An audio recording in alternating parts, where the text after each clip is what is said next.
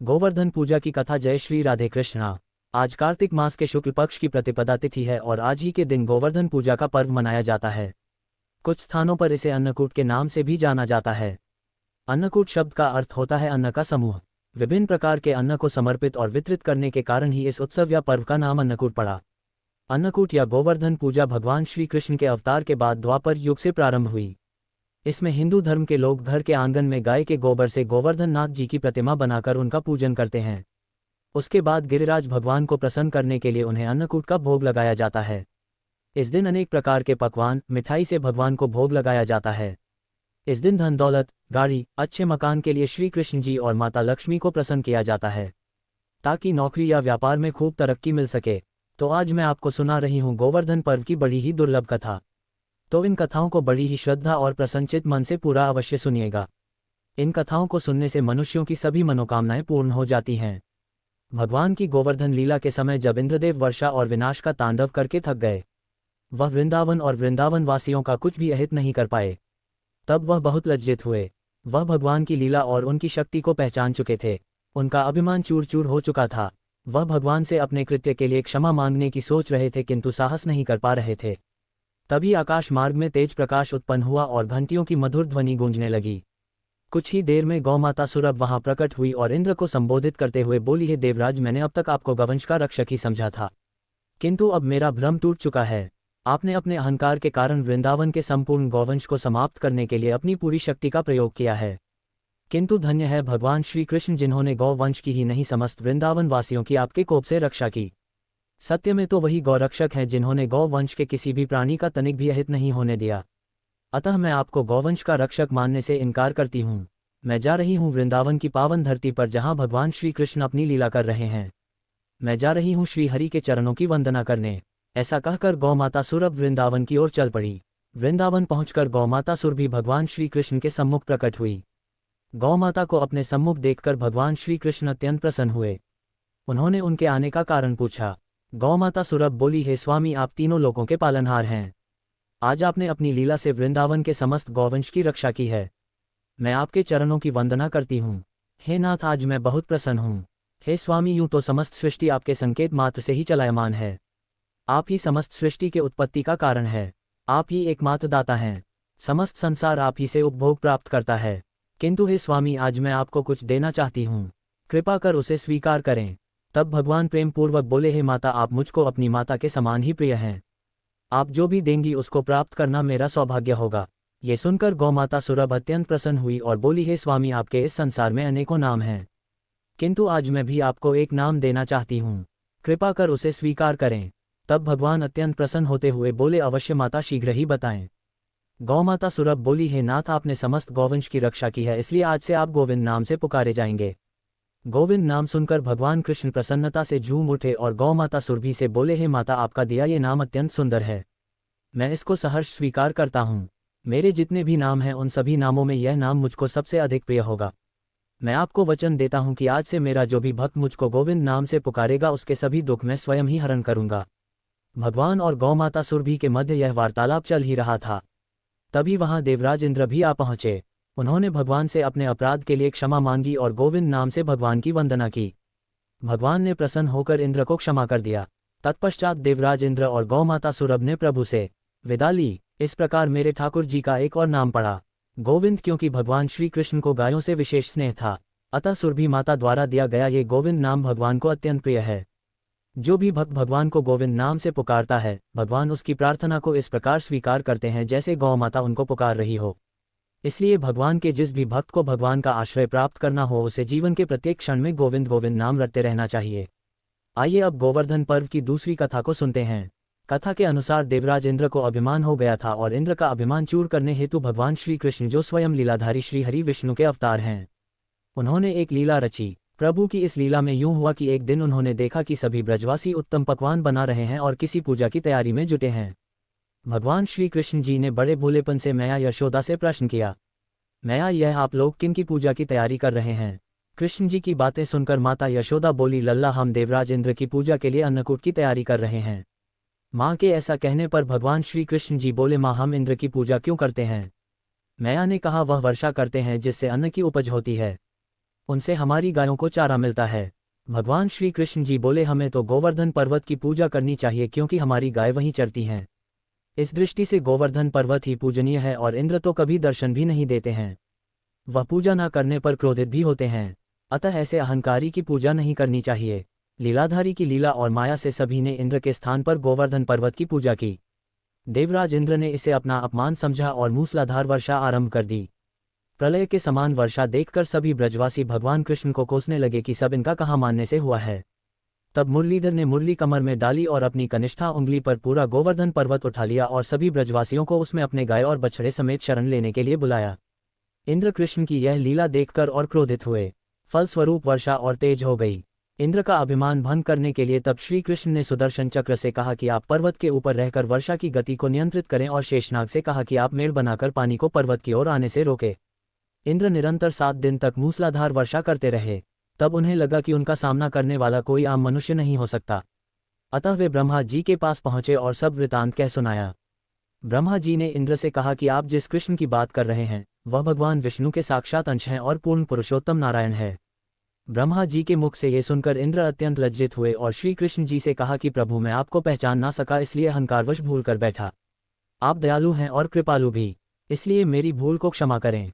इसके पश्चात देवराज इंद्र ने मुरलीधर की पूजा कर उन्हें भोग लगाया और भगवान से क्षमा मांगकर अपने लोक को चले गए। तब भगवान श्री कृष्ण जी के कहने पर ब्रज के लोग अपने पशु आदि के साथ पर्वत के नीचे से निकलकर अपने घरों को चले गए। तत्पश्चात श्री कृष्ण जी ने पर्वत को उसी स्थान पर ज्यों का त्यों रख दिया। हे गोवर्धन महाराज, हे भगवान श्री कृष्ण, जिस प्रकार से आपने ब्रजमंडल के निवासियों की भारी वृष्टि से रक्षा की, उसी प्रकार से हमारी भी सभी प्रकार की मुसीबतों से रक्षा करना। अपनी छत्रछाया में हमें सदैव सुरक्षित रखना और हमें सद्मार्ग में ही प्रेरित करना। उसी दिन से भगवान श्री कृष्ण जी का एक नाम गिरिराज धरण भी हो गया। बोलिए श्री राधा कृष्ण भगवान की जय। बोलो गिरिराज महाराज की जय। आइए अब गोवर्धन गिरिराज जी के प्राकट्य होने की कथा को सुनते हैं। धार्मिक दृष्टि से गिरिराज जी का प्राचीन काल से ही ब्रज में सर्वाधिक परिपूर्ण स्थान और महत्व रहा है। ब्रज में मान्यता है कि श्री गिरिराज जी की तलहटी एवं कंधराओं में भगवान श्री कृष्ण तथा श्री राधा जी के विहार स्थल रहे हैं।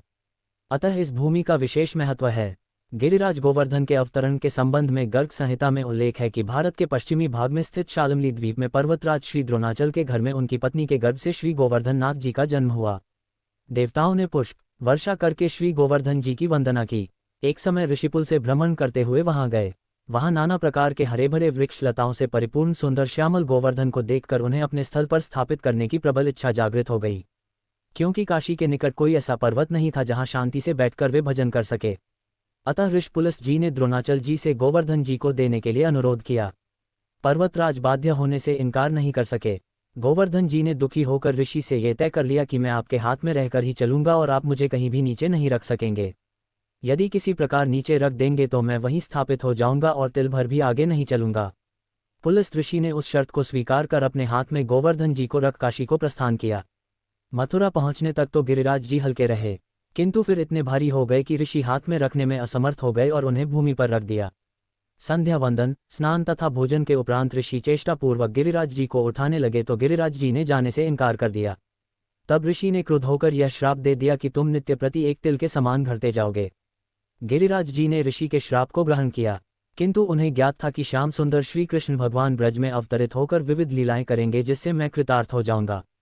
वराह पुराण में वर्णन बताया गया है कि भगवान श्री रामचंद्र जी की आज्ञा से श्री हनुमान जी उत्तरांचल से गोवर्धन जी को कंधे पर रख कर ला रहे थे तो देववाणी हुई कि समुद्र में सेतु बन गया है।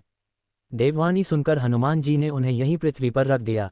तब हरिभक्त गिरिराज जी ने हनुमान जी से कहा, आपने मुझे भगवान के चरण चिन्हों से वंचित किया है, अतः मैं आपको श्राप दूंगा। इस पर हनुमान जी बोले, हे गिरिराज क्षमा करें। जब इंद्र की पूजा का खंडन करके भगवान श्री कृष्ण आपकी पूजा करवाएंगे तो इंद्र कुपित होकर ब्रज में उत्पात करने लगेंगे। उस समय आप ब्रजवासियों के रक्षक होंगे।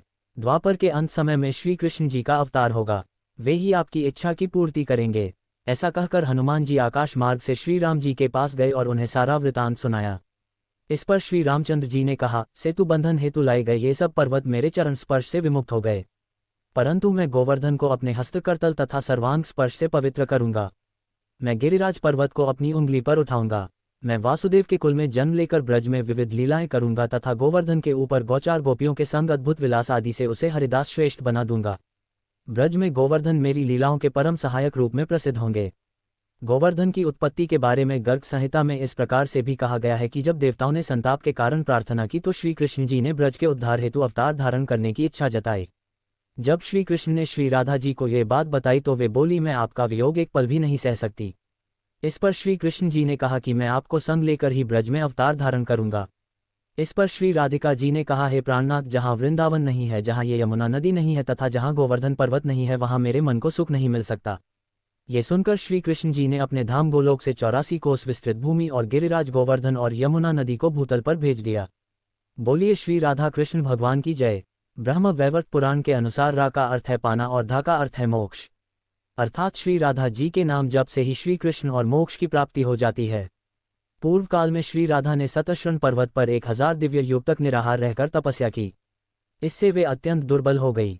भगवान श्री कृष्ण जी ने देखा कि श्री राधा चंद्रमा की एक कला के समान अत्यंत कृश हो गई है। तब भगवान श्री कृष्ण करुणा से द्रवित होकर श्री राधा को छाती से लगाकर फूट फूट कर रोने लगे।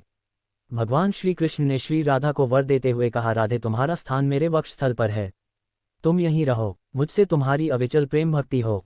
सौभाग्यमान, प्रेम, गौरव की दृष्टि से तुम मेरे लिए सबसे श्रेष्ठ और सर्वाधिक प्रियतमा बनी रहो। संसार की समस्त युवतियों में तुम्हारा सबसे ऊंचा स्थान है। मैं सदा तुम्हारे गुण गाऊंगा, पूजा करूंगा। तुम सदा मुझे अपने अधीन समझो। मैं तुम्हारी प्रत्येक आज्ञा का पालन करने के लिए बाध्य रहूंगा। जैसे आभूषण शरीर की शोभा है, उसी प्रकार तुम मेरी शोभा हो। भगवान श्री कृष्ण जी कहते हैं, श्री राधा मेरी परमात्मा है, मेरा जीवन है। श्री राधा से ही प्रेम प्राप्त करके मैं उस प्रेम को अपने भक्तों में बांटता हूँ। भगवान श्री कृष्ण जी की सेवा से ही श्री राधा जी ने सबसे अधिक मनोहर रूप, सौभाग्य, मान, गौरव तथा श्री कृष्ण के हृदय स्थल में स्थान पाया है। वृंदावन की लीला में लौकिक दृष्टि से तो श्री कृष्ण जी ने 11 वर्ष की अवस्था में ही ब्रज का परित्याग करके मथुरा आ गए थे।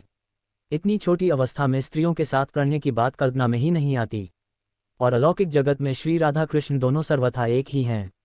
फिर भी भगवान ने ब्रह्मा जी को श्री राधा के दिव्य विग्रह का दर्शन कराने का वरदान दिया था। उसकी पूर्ति के लिए उन्होंने ब्रह्मा जी को एकांत वन में श्री राधा के दर्शन कराए और वहीं ब्रह्मा जी के द्वारा रसराज कृष्ण और महाभाव रूपी राधा की विवाह लीला भी संपन्न हुई। यह विवाहिता श्री राधा जी सदैव ही भगवान श्री कृष्ण के संग रहती हैं, अवश्य ही छिपी रहती हैं। केवल कृष्ण कृपा होने पर ही साधक को इस युगल जोड़ी के दुर्लभ दर्शन होते हैं। पौराणिक कथाओं के अनुसार राधा माता गोलोक में श्री कृष्ण जी के साथ निवास करती थी। एक बार देवी राधा गोलोक से कहीं बाहर गई। जब वापस आई तो देखा कि कृष्ण भगवान गोलोक में नहीं है। उस समय भगवान श्री कृष्ण अपनी एक सखी विराजा के साथ गोलोक में घूम रहे थे। ये बात जब राधा जी को मालूम हुई तो उन्हें गुस्सा आया और वे सीधे उनके पास पहुंच गई। वहां पहुंचकर उन्होंने भगवान श्री कृष्ण को काफी भला बुरा कहा। राधा जी का ये व्यवहार भगवान श्री कृष्ण के मित्र श्री दामा को बुरा लगा और उन्होंने राधा जी को पृथ्वी पर जन्म लेने का श्राप दे दिया।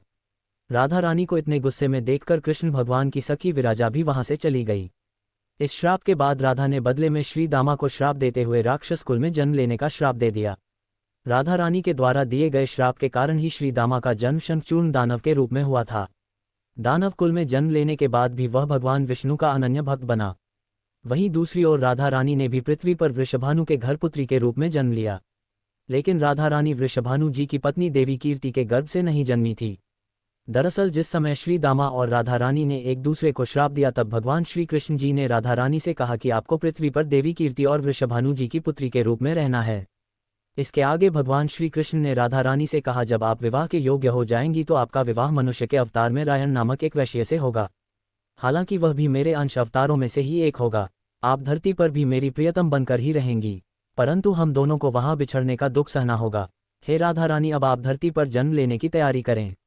सांसारिक दृष्टि से देवी कीर्ति गर्भवती हुई और उन्हें प्रसव भी हुआ। लेकिन देवी कीर्ति के गर्भ में योग माया की प्रेरणा से वायु का प्रवेश हुआ और उन्होंने वायु को ही जन्म दिया। जब वह प्रसव पीड़ा से गुजर रही थी, उसी समय महादेवी राधा रानी एक प्यारी सी कन्या के रूप में प्रकट हो गई। जिस दिन राधा रानी प्रकट हुई वह भाद्रपद शुक्ल पक्ष की अष्टमी का दिन था। एक बार नारद मुनि ने पृथ्वीलोक पर राधा नाम की महिमा सुनी और सुना कि वह श्री कृष्ण की सबसे बड़ी भक्त है। नारद जी को लगता था कि वह श्री हरि के सबसे बड़े भक्त हैं। अपने मन की शंका का निवारण करने के लिए नारद जी श्री कृष्ण जी के पास गए। श्री कृष्ण जी तो अंतर्यामी हैं, समझ गए कि नारद जी के मन में क्या शंका चल रही है। श्री कृष्ण जी ने सोचा नारद जी को राधा रानी के प्रेम और भक्ति का अनुभव करवाना ही पड़ेगा। जब नारद जी श्री कृष्ण जी के पास आए तो श्री कृष्ण अपना सिर पकड़कर बैठे थे। नारद जी ने श्री कृष्ण जी से पूछा, प्रभु आपको क्या हुआ है? तब श्री कृष्ण जी कहने लगे, नारद जी मेरे सिर में बहुत दर्द है। नारद जी ने पूछा, प्रभु आपके इस दर्द का निवारण कैसे होगा? तब श्री कृष्ण जी ने कहा, अगर कोई मेरा सच्चा भक्त अपने चरणों को धोकर उसका चरणामृत मुझे पिलाए तो मेरे सिर का दर्द ठीक हो जाएगा। नारद जी सोचने लगे कि मैं श्री हरि का सच्चा भक्त हूँ, लेकिन श्री कृष्ण को अपने चरणों का चरणामृत पिलाने से मुझे नरक तुल्य पाप लगेगा, इसलिए ऐसा पाप मैं अपने सिर पर नहीं ले सकता। नारद जी ने रुक्मणी जी से और बाकी रानियों से इस समस्या को सुनाया, लेकिन कोई भी इस पाप को अपने सर पर लेने को तैयार ना हुआ। नारद जी को राधा रानी की याद आई कि वह भी तो श्री कृष्ण जी की सच्ची भक्त है। नारद जी ने जाकर सारा प्रसंग राधा रानी को सुनाया। राधा रानी ने उसी समय एक बर्तन में जल लेकर अपने चरणों को धोकर वह जल नारद जी को दिया और कहा, जल्दी से जाकर इसे श्री कृष्ण जी को दे दो। राधा रानी नारद जी से कहने लगी, मैं जानती हूँ कि इस बात के लिए मुझे नरक तुल्य पाप लगेगा। राधा रानी आगे नारद जी से कहती हैं, श्री कृष्ण के दर्द के निवारण के लिए मैं कोई भी पाप अपने सिर पर लेने को तैयार हूँ। नारद जी श्री कृष्ण जी के पास गए तो श्री कृष्ण मंद मंद मुस्कुरा रहे थे। अब तक नारद जी समझ गए कि राधा रानी श्री कृष्ण से निश्चल प्रेम करती हैं और उनकी सबसे बड़ी भक्त हैं तथा श्री कृष्ण ने ये सारी लीला मुझे यह एहसास कराने के लिए रची है। बोलिए श्री राधा कृष्ण भगवान की जय।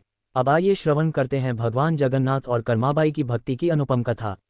घोर अंधेरा जगन्नाथ मंदिर में सिर्फ कुछ दिनों की टिमटिमाती रोशनी गर्भगृह में पसरी खामोशी को तोड़ रही है। मुख्य पुजारी परंपरा के अनुसार भगवान जगन्नाथ की मूर्ति को जगाने और स्नान कराने के लिए प्रवेश करते हैं। दिए की रोशनी में भगवान का मुस्कुराता चेहरा चमकता है। राजेंद्र जी की आंखें रोज की तरह श्रद्धा से झुक जाती हैं, लेकिन आज कुछ अलग है। उनकी नज़र भगवान के होठों के कोने पर अटक जाती है। वहाँ कुछ पीला सा लगा है, दाल और चावल का एक दाना। ये क्या है? वे करीब जाकर देखते हैं। ये खिचड़ी का दाना है। भगवान के गालों पर भी हल्के पीले दाग हैं, जैसे किसी बच्चे ने जल्दबाजी में खाकर हाथ पोंछ लिए हो। राजेंद्र जी का दिल बैठ जाता है। मंदिर में खिचड़ी का भोग तो शाम को लगता है, सुबह तो बिल्कुल नहीं, और गर्भगृह में उनके अलावा किसी को आने की इजाज़त भी नहीं। यह अपवित्रता है या कोई चमत्कार? भक्ति जब सारे नियम तोड़ देती है तो भगवान भी अपने नियम तोड़ देते हैं। ये कहानी किसी भक्त की नहीं बल्कि उस माँ की है जिसके लिए भगवान ने अपना सिंहासन छोड़ दिया। जरा सोचिए, भगवान के होठों तक खिचड़ी कैसे पहुंची? कौन था वो जो जगन्नाथ के द्वारों के पार पहुंच गया? वीडियो के अंत में एक सवाल पूछा जाएगा जिसका जवाब आपको कमेंट में देना है, इसलिए हर दृश्य को ध्यान से देखिएगा। राजा गजपति, एक न्यायप्रिय और धर्मनिष्ठ शासक, अपने मंत्रियों के साथ राज्य के मामलों पर चर्चा कर रहे हैं। तभी घबराए हुए राजेंद्र पुजारी वहां पहुंचते हैं। आचार्य राजेंद्र, आप इस समय यहाँ सब कुशल तो हैं? महाराज, अनर्थ भी कह सकते हैं और चमत्कार भी। समझ नहीं आ रहा। राजा खड़े हो जाते हैं। दरबार में सन्नाटा छा जाता है। स्पष्ट कहिए आचार्य, क्या हुआ है? महाराज, आज भोर में जब मैं गर्भगृह में गया तो मैंने प्रभु जगन्नाथ के श्रीमुख पर खिचड़ी के कण देखे। पूरे दरबार में कान्हा फूंसी शुरू हो जाती है। खिचड़ी सुबह सुबह, यह असंभव है। क्या आपने स्वयं देखा? कोई भ्रम तो नहीं? महाराज, अपनी इन आंखों से देखा है, जैसे किसी ने प्रभु को भोग लगाया हो और उन्होंने उसे स्वीकार भी किया हो। पर सवाल यह है, कौन और कैसे? मंदिर के सारे द्वार तो बंद थे। राजा गजपति की आंखों में चिंता के साथ साथ एक अजीब सी जिज्ञासा तैर जाती है। यह कोई साधारण घटना नहीं है। या तो यह मंदिर की सुरक्षा में बड़ी चूक है या फिर स्वयं प्रभु की कोई लीला। पता लगाए, आज रात मंदिर की सुरक्षा दोगुनी कर दी जाए। एक परिंदा भी पर ना मार पाए। एक छोटी साफ सुथरी झोपड़ी, तुलसी के पौधे के पास मिट्टी के चूल्हे पर एक मिट्टी की हांडी छड़ी है। कर्माबाई, जिनके चेहरे पर उम्र की झुर्रियों से ज्यादा ममता और भोलापन है, बाजरे की खिचड़ी बना रही है। उनकी हर हरकत में एक लय है, एक प्रेम है। तभी एक साधु ज्ञानानंद वहां से गुजरते हुए रुकते हैं। देवी, तुम ये क्या कर रही हो? कर्माबाई मुस्कुराकर उनकी ओर देखती है। प्रणाम महात्मा, अपने लाला के लिए भोग बना रही हूँ। उसे मेरी खिचड़ी बहुत पसंद है। लाला, और तुमने अभी तक स्नान भी नहीं किया? बिना स्नान किए भगवान का भोग, ये तो घोर पाप है। शास्त्र इसके विरुद्ध है। कर्माबाई का चेहरा थोड़ा उतर जाता है। उनकी आंखों में एक बच्चे जैसी उलझन है। पर महात्मा, मेरा लाला सुबह सुबह भूखा होता है। मैं स्नान ध्यान में लगूंगी तो उसे भोग मिलने में देर हो जाएगी। वह बेचैन हो जाता है। मूर्ख स्त्री, भक्ति का अर्थ अनुशासन है। नियम पहले आते हैं, भावना बाद में। भगवान को तुम्हारी मैली खिचड़ी नहीं, शुद्ध मन और तन से दिया गया भोग चाहिए। कल से पहले स्नान, फिर पूजा और तब भोग बनाना, समझे? कर्माबाई चुपचाप सिर झुका लेती हैं। साधु ज्ञानानंद संतुष्टि के भाव से आगे बढ़ जाते हैं। तभी एक 7-8 साल का बालक दौड़ता हुआ आता है। उसकी आंखें नटखट है और चेहरे पर एक दिव्य चमक। मामा, कर्मा भूख लगी है। खिचड़ी बनी? हाँ मेरे बच्चे, बस बन गई। बैठ, अभी परोसती हूँ। वह बालक को खिचड़ी परोसती है। बालक बड़े चाव से खाता है। माँ, आज स्वाद थोड़ा अलग है। तुम्हारी आंखों में चिंता क्यों है? कुछ नहीं बेटा, तू बस पेट भर के खा। कल से थोड़ा इंतजार करना पड़ेगा तुझे। बालक कुछ नहीं कहता, बस एक रहस्यमयी मुस्कान के साथ कर्मा को देखता रहता है। राजा गजपति स्वयं राजेंद्र पुजारी के साथ गर्भगृह में मौजूद है। कड़ी सुरक्षा के बावजूद आज भी वही नज़ारा, भगवान की मूर्ति पर खिचड़ी के ताजे दाग हैं। ये कैसे हो सकता है? मेरी पूरी सेना, मेरे सबसे भरोसेमंद लोग पहरे पर थे। महाराज, ये किसी इंसान का काम नहीं है, ये स्वयं प्रभु की इच्छा है। हे प्रभु जगन्नाथ, यह क्या लीला है? हमें मार्ग दिखाएं। कौन है वह भाग्यशाली भक्त जिसका भोग आप सारे नियमों को तोड़कर स्वीकार कर रहे हैं?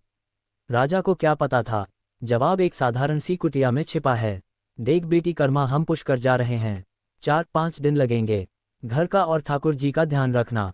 आप चिंता मत करो बाबू, मैं सब संभाल लूंगी। और हाँ, सबसे जरूरी बात, ठाकुर जी को भोग लगाए बिना तू भी अन्न का दाना मुंह में मत डालना। जी बापू, मैं रोज अपने हाथों से भोग बनाऊंगी। माता पिता चले जाते हैं। कर्मा अगले दिन सुबह उठकर बाजरे की खिचड़ी बनाती है। एक कांसे की थाली में खिचड़ी, ऊपर से ढेर सारा घी और गुड़ डालकर वह उसे भगवान कृष्ण की छोटी सी मूर्ति के सामने रखती है। प्रभु, भोग तैयार है, मैं जरा गाय को चारा डालकर आती हूँ, आप खा लेना, भूख लगी होगी आपको। वह लौटती है, थाली वैसी की वैसी रखी है। अरे आपने खाया नहीं, क्यों? क्या खिचड़ी अच्छी नहीं बनी या गुड़ कम रह गया? वह थाली में और गुड़ मिलाती है, फिर इंतजार करती है, कुछ नहीं होता। शाम हो जाती है, कर्मा को अब भूख भी लग रही है। उसकी आंखों में आंसू आ जाते हैं। प्रभु, आप ऐसे क्यों कर रहे हैं? आप नहीं खाएंगे तो मैं भी नहीं खाऊंगी, मैं भूखी मर जाऊंगी। बापू ने कहा था आपके बाद ही खाना है, खा लीजिए ना। उसका भोलापन, उसका हठ और उसके आंसू गर्भगृह में पत्थर की मूर्ति को भी पिघला देते हैं। एक दिव्य प्रकाश फैलता है। मूर्ति से स्वयं भगवान श्री कृष्ण एक बालक के रूप में प्रकट होते हैं। कर्मा उन्हें देखकर डरती नहीं, बस मुस्कुराती है, जैसे उसे पता था कि वह आएंगे। रोती क्यों है कर्मा? बस पर्दा लगा दो, मैं चुपचाप भोग लगा लूंगा। अरे इतनी सी बात थी, पहले कह देते ना प्रभु, ना भूखे रहते, ना मैं उपवास करती। कर्मा अपनी ओढ़नी से पर्दा करके उन्हें अपने हाथ से खिचड़ी खिलाती है। भगवान पूरी थाली साफ कर देते हैं। राजा गजपति गहरी नींद में है। उन्हें एक स्वप्न आता है। स्वप्न में भगवान जगन्नाथ स्वयं उनके सामने खड़े हैं, पर उनका चेहरा उतरा हुआ है। प्रभु, आपने दर्शन दिए, मैं धन्य हो गया, पर आप चिंतित क्यों हैं? मुझसे कोई भूल हुई? राजा, तुम्हारी व्यवस्था बहुत अच्छी है, पर एक समस्या हो गई है। आज्ञा दे प्रभु, पुरी में मेरी एक माँ रहती है। कर्मा, वो रोज सुबह मुझे बड़े प्यार से खिचड़ी खिलाती है। मुझे उसके हाथ की खिचड़ी खाए बिना चैन नहीं मिलता, पर किसी ज्ञानी ने उसे पूजा पाठ के चक्कर में उलझा दिया है। अब वह स्नान ध्यान करके भोग बनाती है। भूख के मारे मेरा बुरा हाल हो जाता है। जब तक भोग मिलता है तुम्हारे मंदिर का समय हो जाता है, तो मुझे जल्दी जल्दी खाकर हाथ मुंह पोंछकर यहाँ आना पड़ता है, इसीलिए मेरे मुख पर दाग रह जाते हैं। राजा गजपति की नींद टूट जाती है। वे पसीने से भीगे हुए हैं। उनके चेहरे पर आश्चर्य और भक्ति का मिला जुला भाव है। कर्मा, माँ कर्मा, राजा के सैनिक और मंत्री पूरी में कर्मा नाम की महिला को ढूंढ रहे हैं। वे कर्माबाई की कुटिया तक पहुंचते हैं। राजा और राजेंद्र पुजारी भी वहां आते हैं। वे देखते हैं कर्माबाई स्नान करके गीले बालों में जल्दी जल्दी भोग बना रही हैं। वहीं नटखट बालक बाहर बैठा इंतजार कर रहा है। माँ जल्दी करो ना, बहुत जोर की भूख लगी है। राजा और राजेंद्र जी एक दूसरे को देखते हैं। वे समझ जाते हैं ये साधारण बालक नहीं है। तभी साधु ज्ञानानंद भी वहां आ जाते हैं। महाराज, आप यहाँ इस अज्ञानी स्त्री की कुटिया में, महात्मा जिसे आप अज्ञानी कह रहे हैं, वह स्वयं भगवान जगन्नाथ की माँ है। आपके थोपे हुए नियमों के कारण भगवान को भूखा रहना पड़ रहा है। ज्ञानानंद का चेहरा शर्म से झुक जाता है। वह दौड़कर कर्माबाई के पैरों में गिर पड़ता है। मुझे क्षमा कर दो माँ, मैं शास्त्रों का ज्ञान तो पा गया, पर प्रेम का मर्म ना समझ सका। आपकी भक्ति ही सच्चा शास्त्र है। आप जैसे पहले करती थी वैसे ही अपने लाला को भोग लगाए। कर्माबाई उसे उठाती है। उनकी आंखों में कोई गुस्सा नहीं, सिर्फ ममता है। महात्मा, आप सही थे, पर मेरा लाला वो बच्चा है। वो नियम नहीं, सिर्फ माँ का प्यार समझता है। राजा गजपति और राजेंद्र पुजारी हाथ जोड़कर यह सब देख रहे हैं। उनकी आंखें नम है। कर्मा के माता पिता तीरथ से लौटते हैं। माँ देखती है गुड़ का मटका लगभग खाली है। कर्मा, इतना सारा गुड़ कहाँ गया? माँ, ठाकुर जी रोज खिचड़ी खाते हैं ना, तो उन्हें गुड़ ज्यादा पसंद है, मैं रोज डाल देती थी। पिता जीवन राम को विश्वास नहीं होता, हमसे झूठ बोलती है, तूने ही खाया होगा सब। नहीं बापू, आपको यकीन नहीं तो कल खुद देख लेना। अगले दिन कर्मा फिर खिचड़ी बनाती है। माता पिता छिपकर देखते हैं। कर्मा थाली रखती है, ओढ़नी का पर्दा करती है और प्रार्थना करती है। वे अपनी आंखों से देखते हैं। थाली में से खिचड़ी धीरे धीरे गायब हो रही है। उनके पैरों तले जमीन खिसक जाती है। वे दौड़कर अपनी बेटी के पैरों में गिर पड़ते हैं। बेटी, हमें माफ कर दे, हम तुझे पहचान ना सके। तू साक्षात भक्ति का रूप है। समय बीत गया है। कर्माबाई अब बहुत वृद्ध और कमजोर हो गई है। वह अपनी चारपाई पर लेटी है। उनकी सांसें धीमी चल रही है। वही बालक जो अब भी उतना ही बड़ा है, उनका हाथ पकड़कर उनके पास बैठा है। लाला, अब मुझसे उठा नहीं जाता। आज खिचड़ी कैसे बनाऊंगी? तू भूखा रह जाएगा। तुम चिंता मत करो माँ, तुमने मुझे जीवन भर खिलाया। आज मैं तुम्हें अपने साथ ले जाने आया हूँ, जहाँ तुम्हें मेरे लिए कुछ बनाना नहीं पड़ेगा। कर्माबाई मुस्कुराती है और शांति से अपनी आंखें बंद कर लेती है। उनकी आत्मा शरीर छोड़ देती है। मंदिर में कोहराम मचा है। भगवान जगन्नाथ की मूर्ति की आंखों से अविरल आंसुओं की धारा बह रही है। पत्थर की मूर्ति रो रही है। राजा गजपति और राजेंद्र पुजारी भागे भागे आते हैं। वे ये दृश्य देखकर कांप उठते हैं। हे प्रभु, ये क्या हो रहा है? हमसे क्या अपराध हुआ? राजा द गजपति समझ जाते हैं। वे हाथ जोड़कर प्रार्थना करते हैं। रात को राजा को फिर स्वप्न आता है। भगवान जगन्नाथ एक छोटे बच्चे की तरह सुबक सुबक कर रो रहे हैं। राजा, मेरी माँ चली गई। मेरी कर्मा माँ मुझे छोड़कर चली गई। अब मुझे सुबह सुबह प्यार से खिचड़ी कौन खिलाएगा? अब मैं किसका इंतजार करूंगा? राजा की नींद खुलती है। उनकी आंखों से भी आंसू बह रहे हैं। लेकिन यह एकमात्र मान नहीं थी। ऐसी और भी कहानियां हैं जहां भक्ति ने भगवान को विवश कर दिया। राजा गजपति ने सभी पुजारियों और पूरे राज्य के लोगों को इकट्ठा किया। उनका चेहरा दृढ़ निश्चय और गहरी भावना से भरा हुआ था। आज से और इस सृष्टि के अंत तक भगवान श्री जगन्नाथ को अर्पित होने वाले 56 भोग से भी पहले सबसे पहला भोग मेरी माँ भगवान की माँ कर्माबाई के नाम से बाजरे की खिचड़ी का लगाया जाएगा, ताकि मेरे प्रभु को कभी यह ना लगे कि उनकी माँ उन्हें छोड़कर चली गई है। उनकी माँ अब यही है हमारे दिलों में और इस मंदिर की परंपरा में हमेशा के लिए। और इस तरह एक साधारण किसान की बेटी अपने निश्चल प्रेम और भक्ति से जगन्नाथ की माँ बन गई। आज भी जगन्नाथपुरी में हर सुबह दुनिया के सबसे शक्तिशाली भगवान अपनी माँ के हाथ की खिचड़ी के लिए एक बच्चे की तरह इंतजार करते हैं। अगर वीडियो पसंद आई तो हमारे चैनल को सब्सक्राइब करके वीडियो को लाइक और अपने दोस्तों के साथ अवश्य शेयर करें। मिलते हैं जल्द एक नए के साथ। तब तक के स्वस्थ रहें, मस्त रहें और अपने माता पिता का ख्याल रखें। धन्यवाद।